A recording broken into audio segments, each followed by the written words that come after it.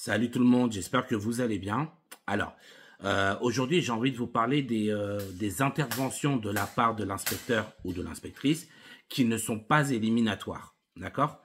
Et donc là, j'en ai compté trois, en fait, trois situations qui font que même si l'inspecteur ou l'inspectrice intervient, vous ne serez pas éliminé.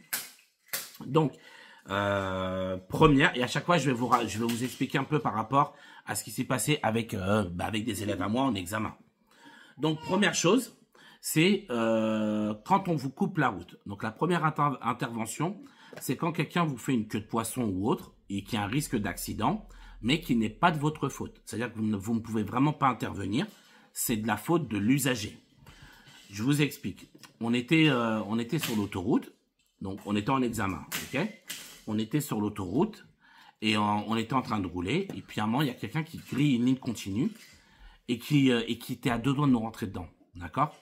Et donc là, l'élève, en fait, la situation faisait que l'élève ne pouvait voir le véhicule qu'au dernier moment. C'était pas possible pour l'élève de pouvoir intervenir plus tôt et d'anticiper ça, en tout cas cette situation.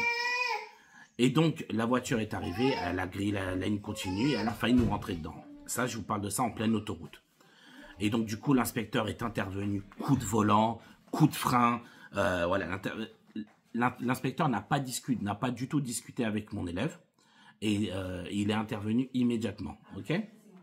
Donc là, l'élève complètement déstabilisé parce qu'en plus, l'élève, qui était très bon, hein, n'avait rien vu qui justifie une intervention. Il n'y avait aucun danger, rien. Sauf que le danger qui est arrivé, en fait, il nous a tous surpris parce que c'était vraiment quelque chose d'extrêmement dangereux. Et donc voilà, un élève n'était pas capable de gérer ça, ok?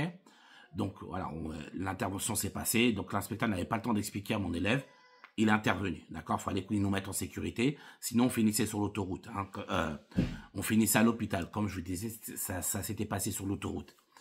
Donc intervention de la part de l'inspecteur, et donc l'élève complètement déstabilisé, complètement paralysé, enfin la totale, ok? Et donc après, dès qu'on est fini, c'était pas très loin de la sortie. Après, l'inspecteur a expliqué, a dit, vous inquiétez pas, je suis intervenu, ce n'est pas de votre faute.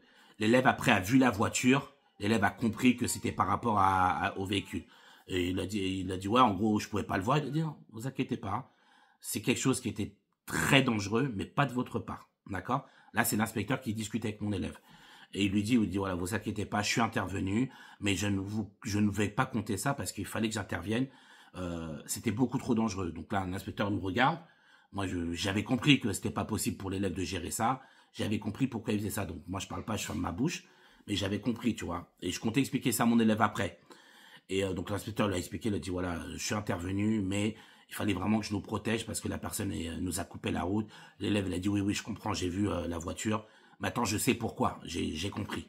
Donc là, il a dit, vous inquiétez pas, je suis désolé si ça vous a stressé ou autre, je comprends, mais c'est pas de votre faute et je ne vous le compte pas, voilà, vous inquiétez pas, ce ne sera absolument pas comptabilisé, ce n'est pas de votre faute. Mais il fallait que j'intervienne, sinon on finissait à l'hôpital. Donc voilà, c'était la première situation.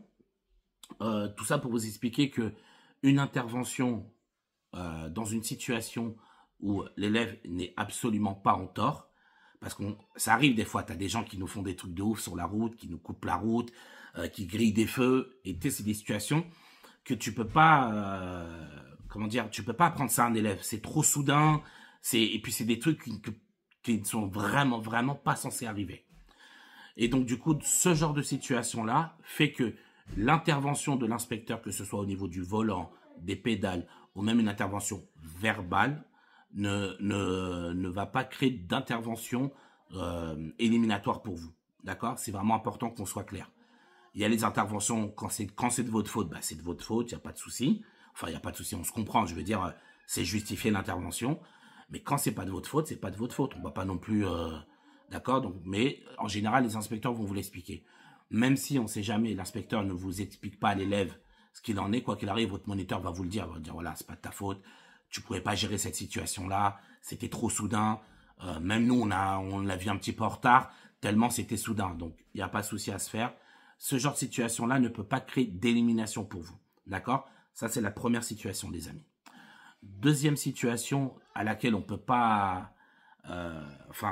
qui arrive pas souvent, mais qui est déjà arrivé, encore une fois, à l'une de mes élèves.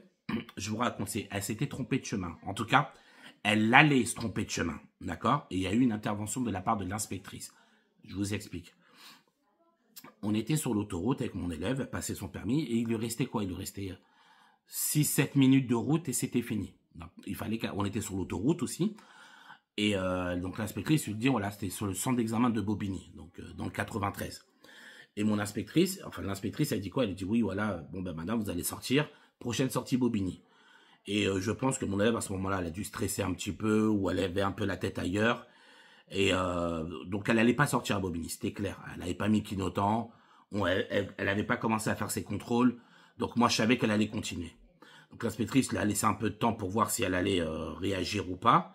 Et quand elle a vu qu'elle allait pas réagir, l'inspectrice, elle lui a mis un coup de volant sur l'autoroute pour la faire sortir. Alors, pas dangereux, mais elle lui a mis un coup de volant pour la faire sortir. Et après, elle lui a expliqué, enfin, elle m'a expliqué plutôt à moi. Moi, j'avais compris c'était pourquoi, tu vois.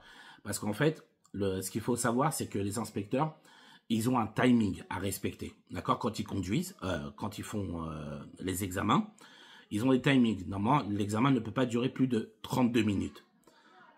Et si ça dépasse, bah déjà, ils ne sont pas dans les clous.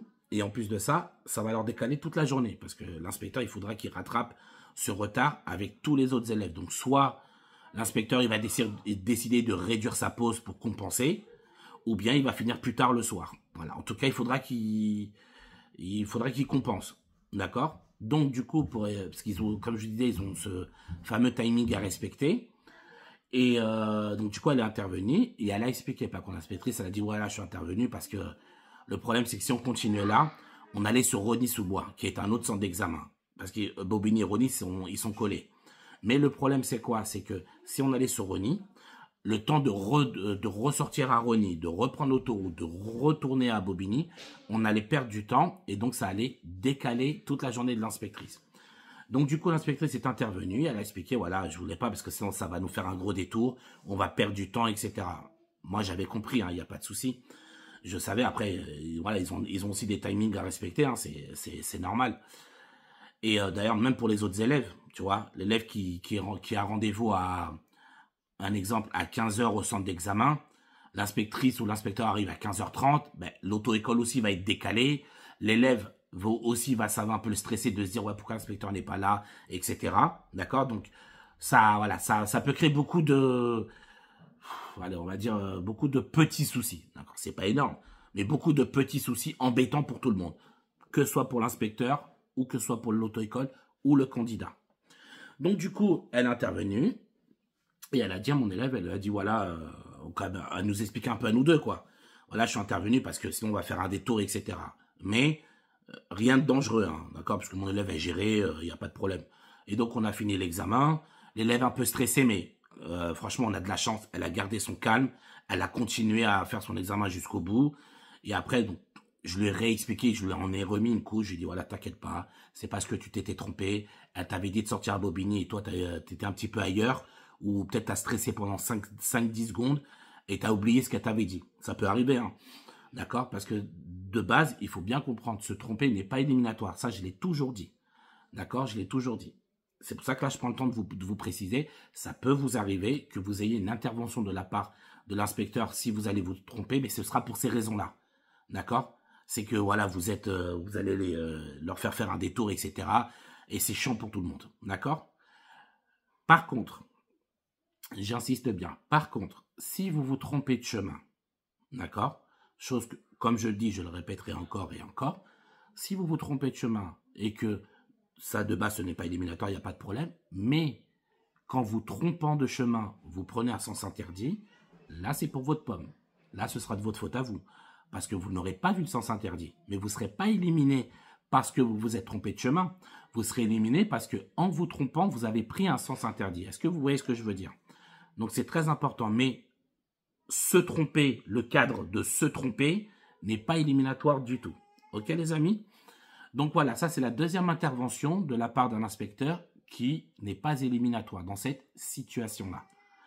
Et le dernier, pareil, je vous explique, on était en train de rouler, on était sur le centre d'examen de Rosny.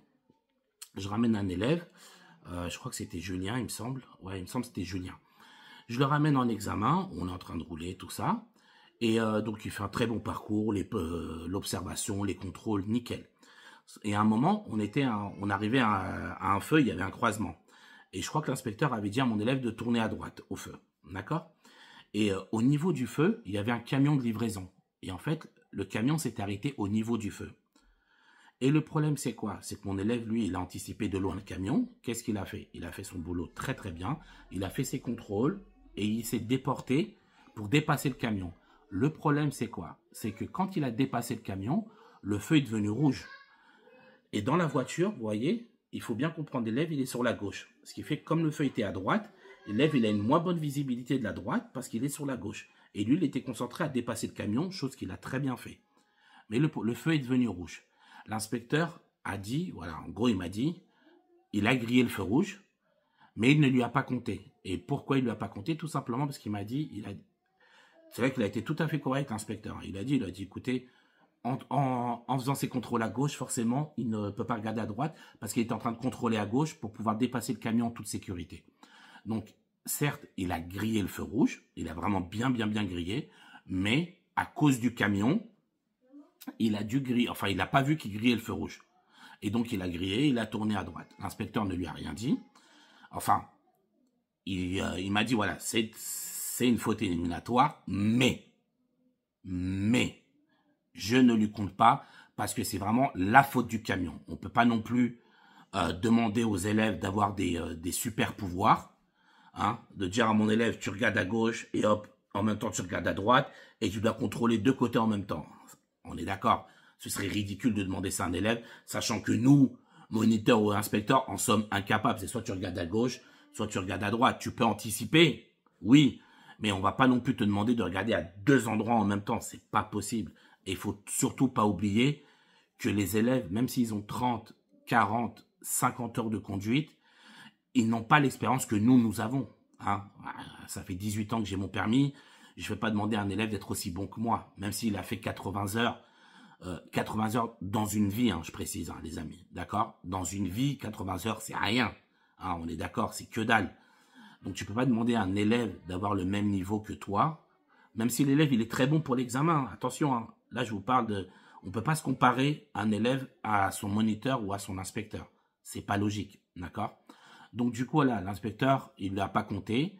Et il m'a bien précisé, il m'a dit, voilà, il y a eu telle situation. Moi, pareil, j'étais derrière, j'avais vu, comme vous le savez, nous, on n'a pas le droit de parler, mais j'avais vu, donc voilà, vu que l'inspecteur, il était tout à fait correct, il m'a dit non, je ne l'élimine pas, parce que le travail il a été fait impeccablement, il avait super bien conduit, et donc il a eu son permis du premier coup. Alhamdoulilah, j'étais très content.